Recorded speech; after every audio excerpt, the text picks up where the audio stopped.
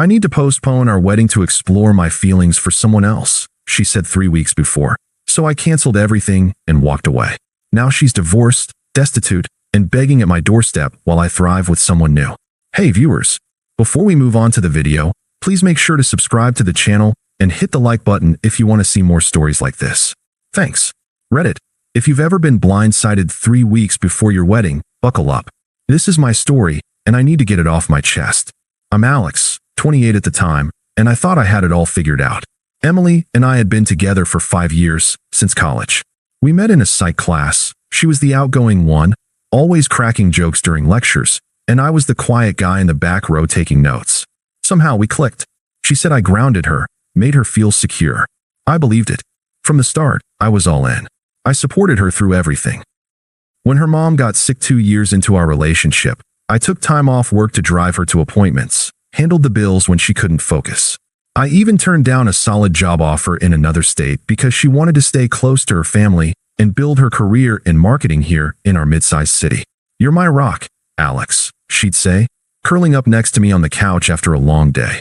I sacrificed without a second thought because that's what you do when you love someone. We talked about the future, kids, a house with a yard, the whole package. Last year, I proposed on a weekend getaway. Nothing flashy, just a hike to her favorite spot at sunrise. She said yes, tears in her eyes, and we started planning the wedding. It was set for a beautiful outdoor venue, guest list of about 100, everything paid for mostly out of my savings since her job was still ramping up. I handled the deposits, the vendors, even helped her pick the dress. Things seemed perfect, or so I thought. But looking back, there were signs. About 6 months before the wedding, Emily started getting distant. She'd stay late at work, claiming team building with her colleagues. She mentioned this guy Jake a lot, a coworker in sales, super charismatic, she'd say with a laugh. I didn't think much of it at first. She had guy friends, and I trusted her. But then she started posting more on social media, subtle stuff, like photos from after-work drinks with the team, Jake always in the frame, grinning too wide. She'd compare our weekends to his stories. Jake just got back from skydiving. We should do something adventurous like that. I'd nod, suggest a trip, but she'd brush it off. It stung, but I chalked it up to wedding stress. Then, 3 weeks before the big day, it all came crashing down. We were at home, having what I thought was a normal dinner. Pasta I'd cooked, her favorite. She was picking at her food, scrolling her phone. I asked if everything was okay, and she set her fork down, looking at me with this weird mix of pity and determination. Alex, we need to talk, she said, her voice steady, like she'd rehearsed it. I think we should postpone the wedding. I froze, fork halfway to my mouth. Postpone? Why? What's going on? She sighed, leaning back in her chair, arms crossed. I've been feeling drawn to someone else. Jake, from work. It's not like I've done anything physical yet, but these feelings are strong. I need space to explore them. It's not fair to you or me to rush into marriage without knowing for sure. Her words hit like a sucker punch, but she said them so casually, like she was discussing rescheduling a dentist appointment. Explore your feelings? Emily, we're 3 weeks out. Invitations are sent. Everything's booked. What about us? What about the last 5 years? She rolled her eyes a little, that smug edge creeping in. Don't make this dramatic, Alex. This is about my growth. You've been great, reliable, steady, but Jake makes me feel alive in ways you don't. He challenges me, pushes me out of my comfort zone. With you, it's just comfortable. And honestly, I deserve to figure out if there's something more before I commit forever. I sat there, staring at her, the room feeling smaller. Flashbacks hit me. Nights I stayed up helping her with her resume. The time I loaned her money for that certification course when she was short. I'd given so much. And here she was, twisting it into some flaw. So, you're saying I'm not enough? That our life together is boring. Not boring, just safe. Predictable. Jake's spontaneous, exciting. We've already spent so much on the wedding. Maybe we can reschedule later, once I sort this out. But right now, I need to do this for me. It's not cheating, it's honesty. You should thank me for not going through with it blindly and resenting you later. Thank her? For gutting me like this? Her logic was so twisted, making it sound like she was the hero for confessing. She sat there, expectant, like I was supposed to nod and agree. But something in me shifted. I wouldn't beg or yell. I'd seen enough of those stories, guys pleading, only to get dragged through more humiliation. No, if she wanted out, she'd get it. Okay, I said finally, my voice even. If that's what you need. She blinked, surprised. Really? You're not going to fight me on this. What's there to fight? You've made your choice. I stood up, cleared the plates, and started washing them like nothing happened. Inside, I was reeling, the confusion, the unfairness of it all, but I kept it locked down. That night, she packed a bag and left for a friend's place. I didn't ask questions. The next morning, I called the venue, the caterer, the florist, canceled everything. Some deposits were lost, but I ate the cost. I notified our families and friends with a simple message. The wedding's off. Emily and I are going our separate ways. No details, no drama. Her side blew up my phone. Her mom demanding explanations, her sister calling me cold for not trying harder. I ignored them. I packed my things from our shared apartment that weekend. No confrontation, no last words. I left my key on the counter and walked out. Detached. Disappeared from her life, just like that. But the silence after?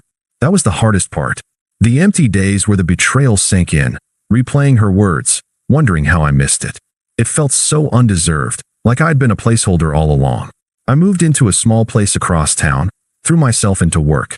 I was a project manager at a tech firm, and I started taking on extra hours, even applied for a promotion I'd passed on before.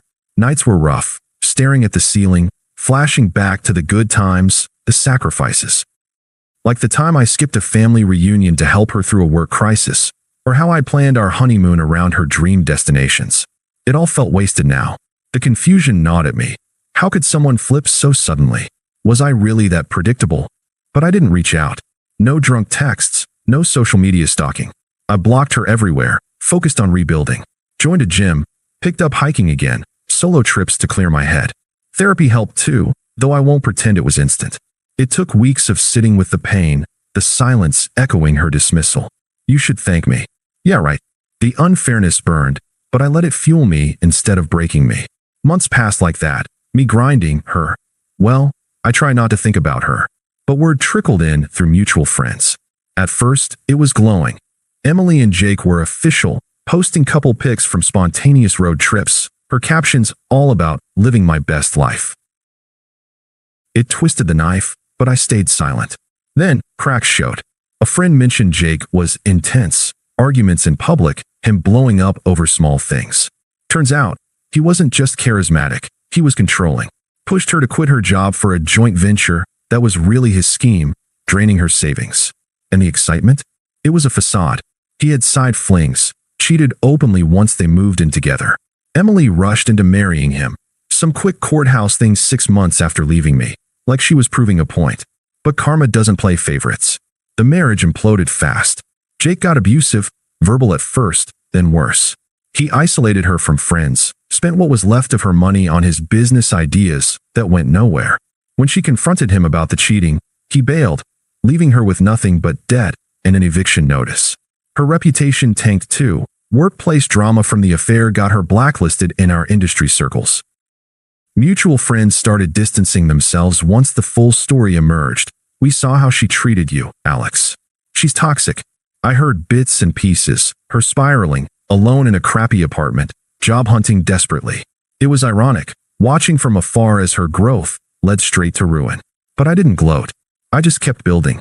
Landed that promotion, started dating casually, met people who actually valued stability. My internal voice shifted from why me to that was a bullet dodged. The betrayal still stung in quiet moments, but it didn't define me anymore.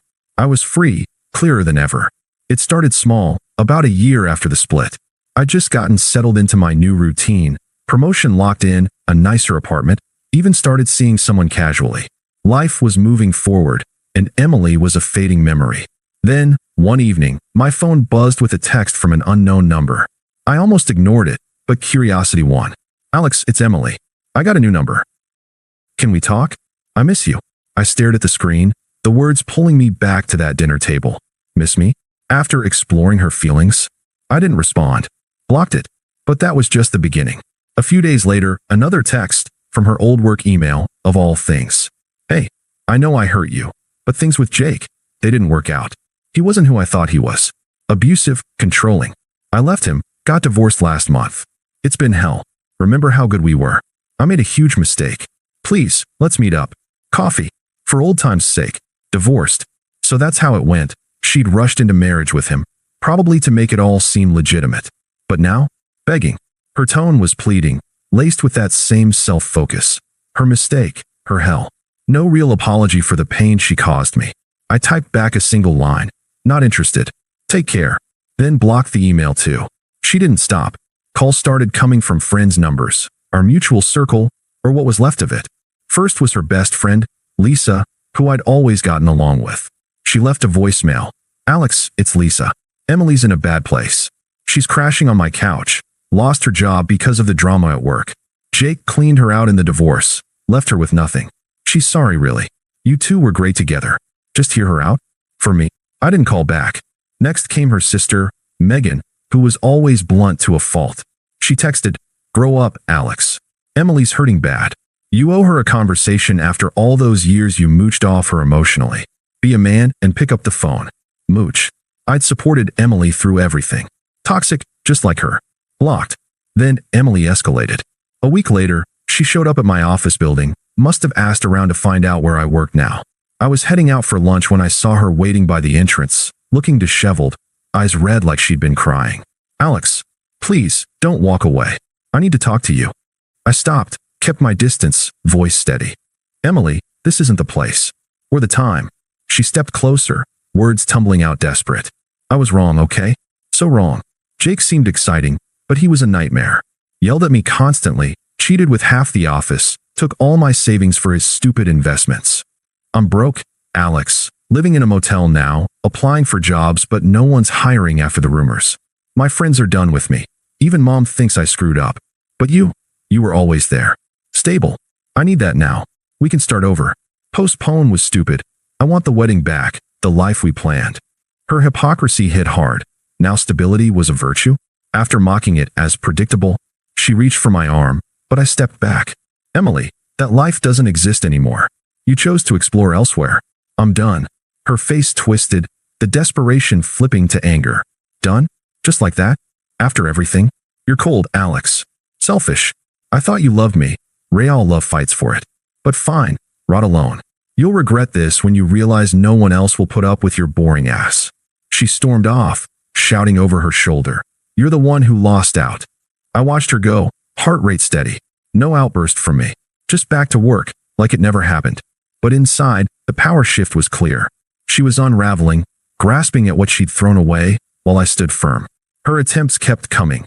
More texts from burners. Her dad even called once, gruff and unpleasant. "Son, family's family." Emily's learned her lesson. Don't be stubborn.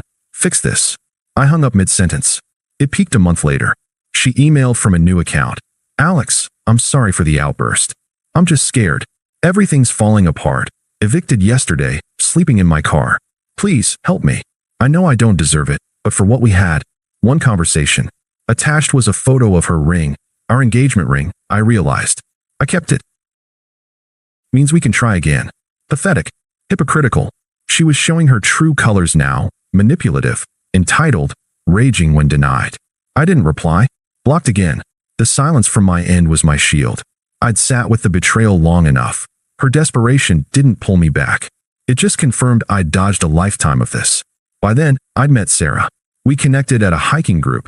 Nothing forced. Just easy conversations turning into dates. She was kind, ambitious, valued the same things. Loyalty, growth without the drama. For the first time, I felt truly seen, not like a safe backup. Life was good. New friends, travel plans, even thinking about buying a place. Emily's chaos. Irrelevant noise. Then came the final nail. Our mutual friend Tom's wedding. Ironic, since it was the same venue we'd booked originally. I RSVP'd yes, brought Sarah as my +1. Didn't think about Emily until I spotted her across the lawn during the ceremony. A last-minute invite through her lingering ties to the group. She looked rough, thinner, forced smile, solo. Our eyes met. She beelined for me during the reception. "Alex," she whispered, pulling me aside near the bar. Seeing this, it kills me. We could have had this. Jake's gone for good. Divorced me, left me destitute. No job, no home. Friends ghosting because they know what I did to you. I realize now what I lost. Take me back? Please. I'll change. You were my everything. Her voice cracked, eyes pleading, but it was all about her loss, her realization. No acknowledgement of my pain, just desperation cloaked in regret. Sarah was chatting nearby, oblivious for now. I looked at her, calm, detached. Emily, that chapter's closed. I've moved on, better job, new city vibes, and someone who actually sees my worth. I nodded towards Sarah. Meet her later if you want, but this? Us. It's over. You wanted growth. I found mine without you. You're not part of my peace anymore. She recoiled, face paling. But I need you. How can you be so indifferent? After 5 years. Easy, I said firmly. You taught me to prioritize myself. Thanks for that lesson. Now enjoy the party. I walked away, joining Sarah, who slipped her hand in mine. Emily stood there, alone amid the celebration, her failure on full display. Whispers from guests who'd heard the stories, her isolation stark against the joy around us. She didn't follow. Last I heard, she slunk out early. No more texts after that. Karma delivered, ironic and complete. Reddit, if you're reading this, trust the process. Walk away with dignity. The rest sorts itself. Thanks for watching. Make sure to subscribe to the channel and hit the like button. What do you think about this story? Share it in the comments.